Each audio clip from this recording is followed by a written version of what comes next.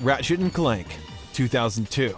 Ratchet and Clank is an iconic series, and the reason why that is the case is due to the fantastic characters. Ratchet in particular is absolutely beloved by millions of gamers, and his voice is a huge contributor to that. However, he was stiffer and unsympathetic in this game, and Insomniac regretted making him that way. This was because this is the only game in the Ratchet and Clank series to not feature James Arnold Taylor as the voice actor for Ratchet. Ratchet and Clank, Going Commando, 2003. Ratchet and Clank Going Commando has a location called the Silver City on Buldan. In that location, there's a teleporter on top of a fountain that does not work, except for at 3 a.m. The idea being you have to be an Insomniac to work it, which is a nod to Insomniac Studios, the developers of the game. Using it gives you access to a large room where you can view and play unused concepts for the game, as well as listen to commentaries.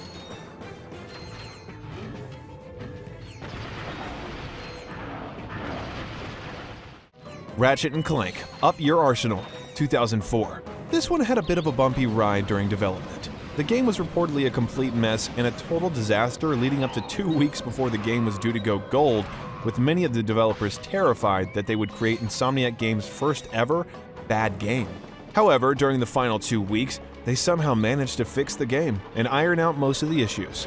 Ironically, Ratchet and Clank 3 became the highest rated Ratchet and Clank game of all time, and remains so to this day. Ratchet Deadlocked, 2005. Ratchet and Clank Deadlocked is a game that had very high expectations when it was announced.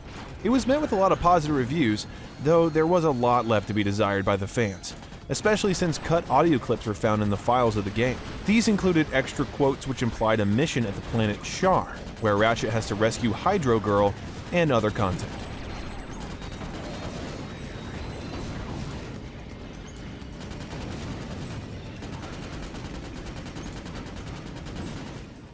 Ratchet and Clank, Size Matters, 2007. Size Matters was the only game in the franchise that wasn't made by Insomniac Games. Instead, it was made by a studio that was poorly known for a bad Jack game. However, as it turned out to be one of the better PSP AAA games to come out and was a huge success, helping and redeeming High Impact Games as a studio.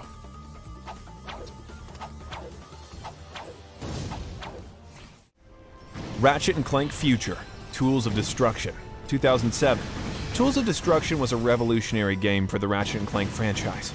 First off, Ratchet & Clank Tools of Destruction is the first RNC game released on the PS3. Secondly, this was also the first game in the series to be rated E10+ instead of teen.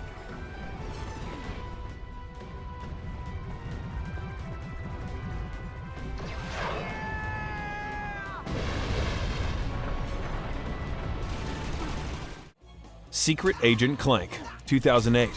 This spin-off was incredibly unique. It was a game that no one expected the franchise to actually pull off, yet it was a great game at the end of the day. This is the only game in the series where Ratchet isn't the main playable character.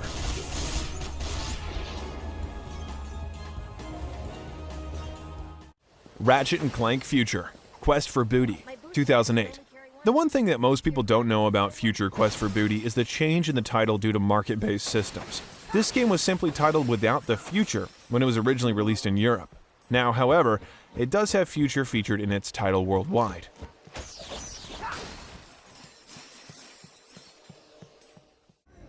Ratchet and Clank Future, A Crack in Time, 2009.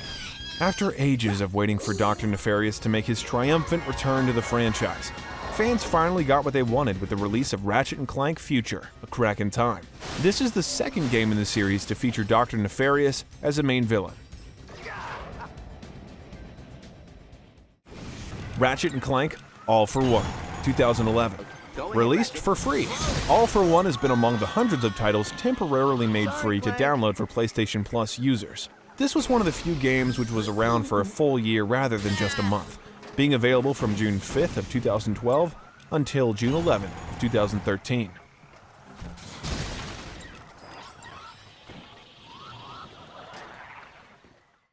Ratchet and Clank Full Frontal Assault, 2012.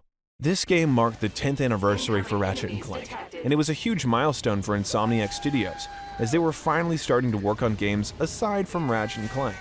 Buying the digital version even gets you a special avatar of the 10th anniversary logo that appears before the title screen.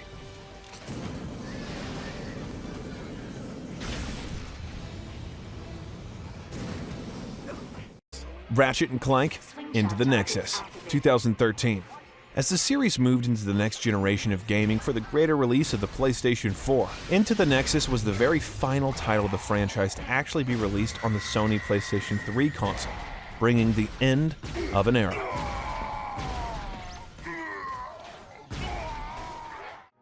Ratchet and Clank, 2016. Insomniac had to develop Ratchet and Clank 2016 as a whole entire game in 10 months, so it could be released in time to coincide with the 2016 movie. That turned out somehow well though, as the game was critically praised and became the fastest-selling title in the series.